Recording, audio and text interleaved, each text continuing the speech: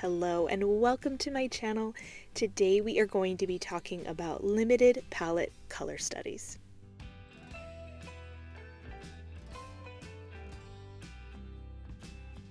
In this video, we're going to talk about the benefits of a limited palette, what colors I use, how to mix them, and then how to chart those colors so that you can reference them for future projects.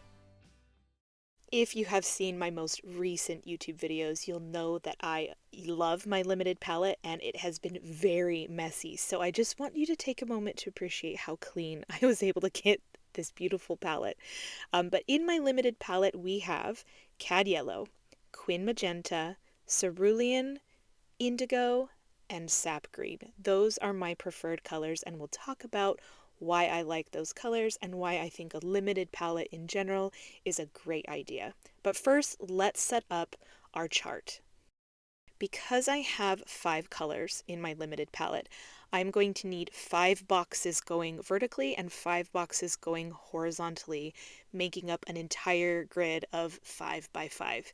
Because I have enough room on my paper, I'm able to make each of those boxes 1 inch by 1 inch. So I'm measuring down 5 inches along the side, 5 inches along the top, and then I am marking a dot at every inch interval on each side of my paper and on the top and the bottom, and then I'm connecting those lines together. After I've connected all of those lines, I should have a total grid of 5 by 5 boxes, giving me 25 spots to fill in the colors.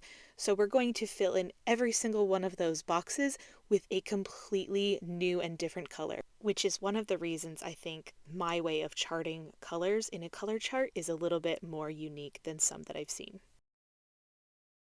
Now we are going to write the names of the colors in our palette along the top and along the side, and we're going to do them in the same order. So cad yellow in that first spot, then quin magenta, then cerulean, then indigo, and then sap green. So we want to make sure that they line up the same because that's going to have an effect on how we mix the colors and where we put them on the chart. Now, the way that this chart works is each of the colors meets up with itself on the diagonal. So the diagonal of the chart is where the pure color is going to be. So I like to start by painting the pure color of every color I have in my palette just straight down the middle. So cad yellow and cad yellow meet together, making that first box the pure cad yellow. And then the next spot on the diagonal is where the quin magentas will meet up, and then so on and so forth.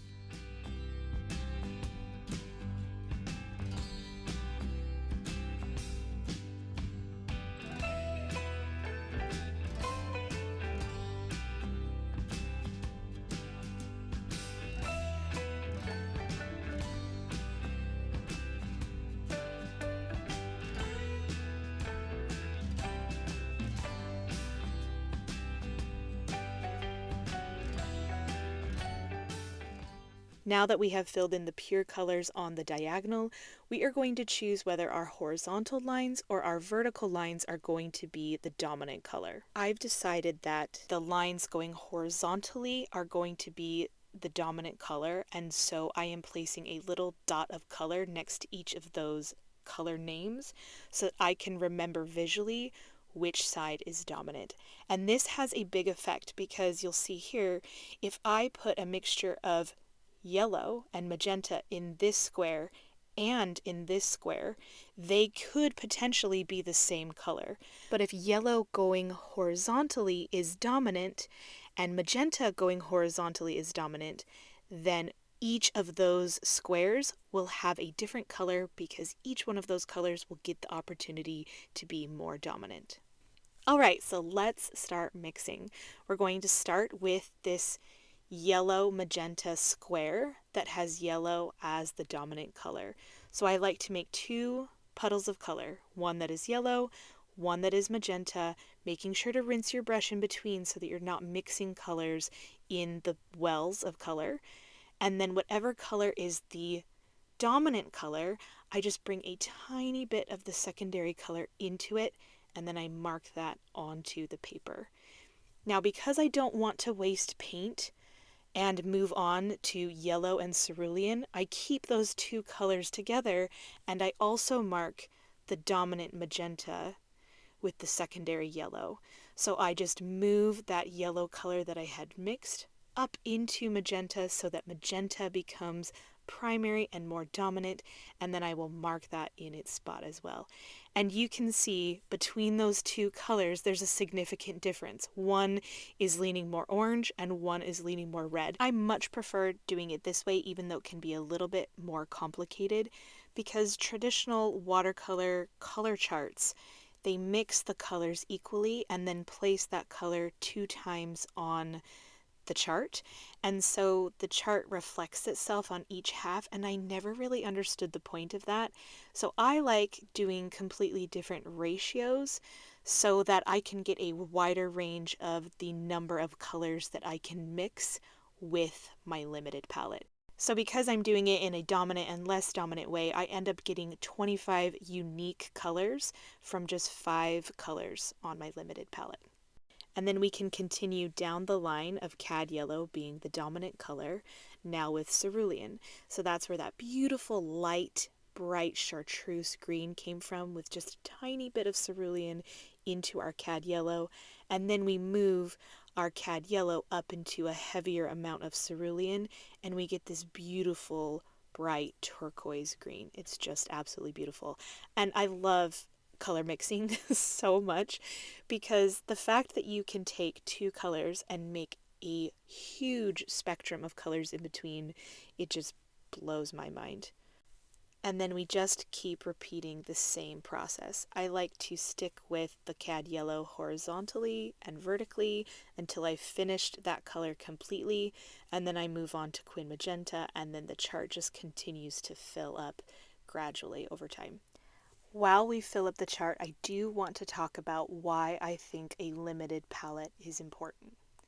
First of all, I think having a limited amount of colors really teaches you a lot, especially if you have the right colors.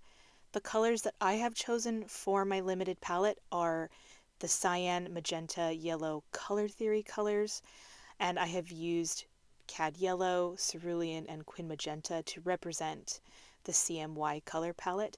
So it's a color theory that uses brighter colors to produce brighter mixes. And I love having bright, clear mixes, especially within my purples, but sometimes I do need a moodier, darker color that I want pretty quickly without having to try to figure out the combinations to mix it. And so indigo and sap green are my moody enhancers that I call them, and they take any color that I'm trying to paint with and make them a little bit darker, moodier, more grungy feeling. And I love doing that for like my dark greens and shadowy colors. Adding them to magenta takes some of my purples into a really dark, moody, fun place. So I like having a couple of colors that really enhance my ability to create shadows without using black.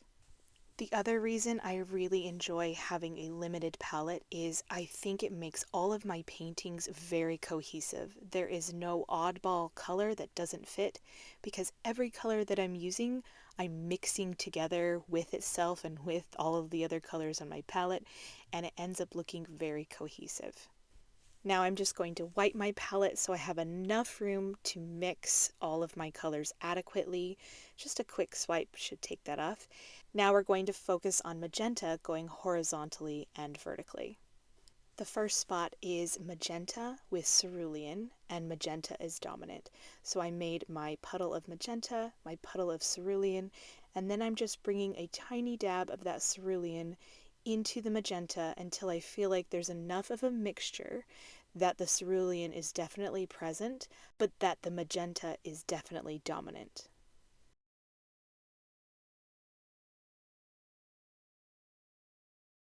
And then we'll swipe that magenta up into the pure cerulean so that cerulean is dominant, but you can definitely see the magenta in there, and it actually makes the most beautiful blue. It almost looks like ultramarine blue. I also think another benefit to having a limited palette is it takes a lot of the thought process out of it. And maybe you would think that it actually takes more thought process because you need to know how to mix the colors. But I feel like the more you practice color mixing, that comes more and more intuitively.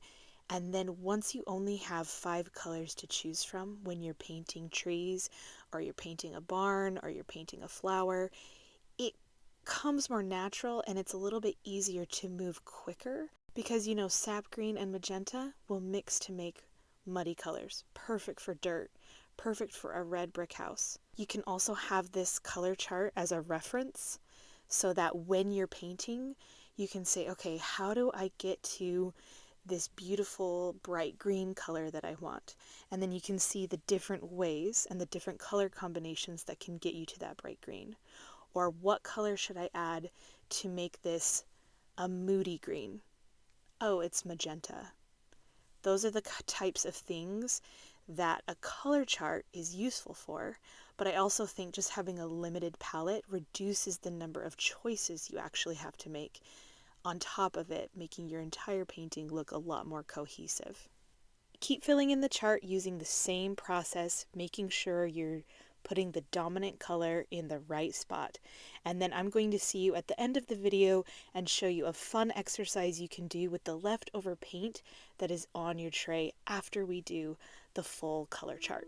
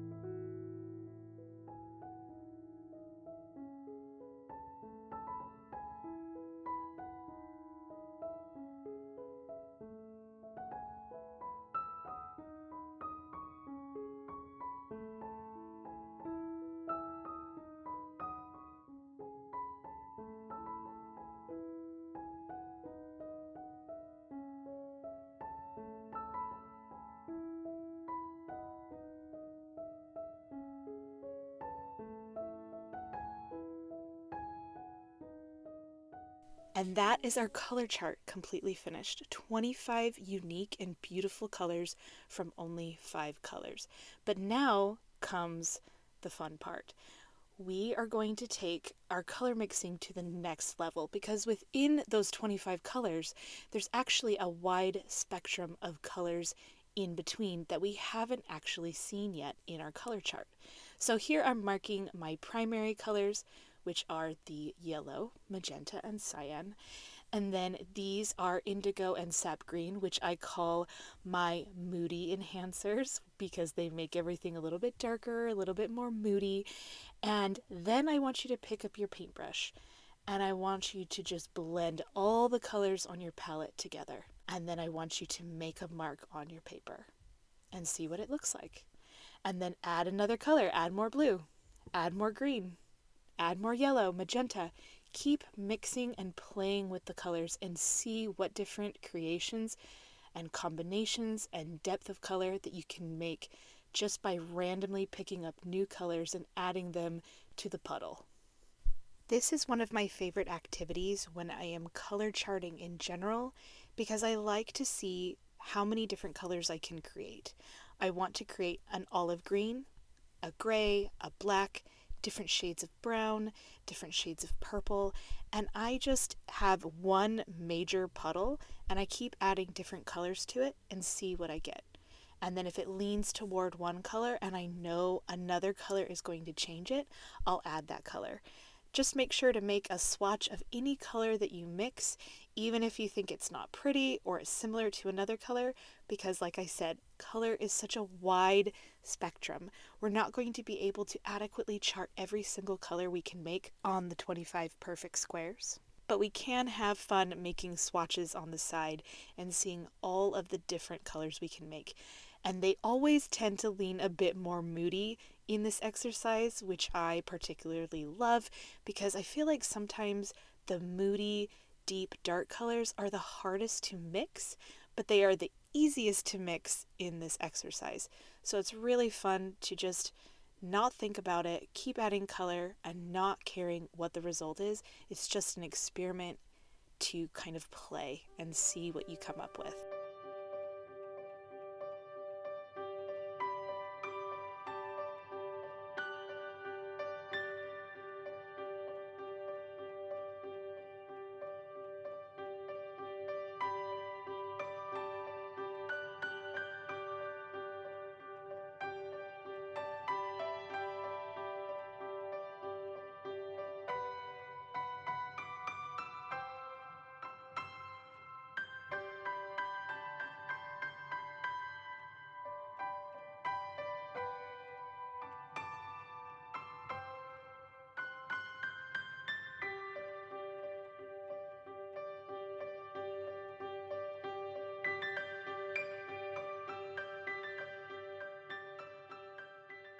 And those are our little swatches finished. I could literally do this forever, go on and on.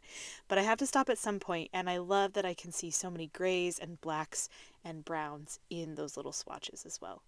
And here's our finished color chart. I really enjoy charting my limited palettes this way with the pure colors down the middle and choosing a side that is dominant. I think mixing two colors together twice can be really boring and end up with the same results.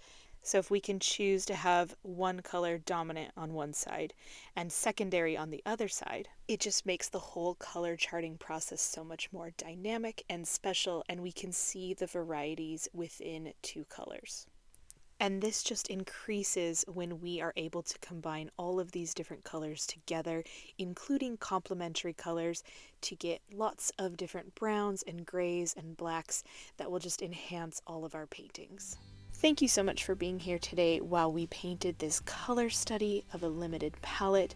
I hope this video really helped you see how color charting is done, how the colors are mixed, and why a limited palette is not only fun, but can be really important to overall cohesion in your paintings. This video was a lot of fun for me. I love color theory, I love mixing colors, and that is never going away. You'll see me doing that in all of my videos. I also have more videos that go into more depth about color mixing and color theory if you want to check that out. I'll have the links in the description below. And I'll see you all next time. Bye.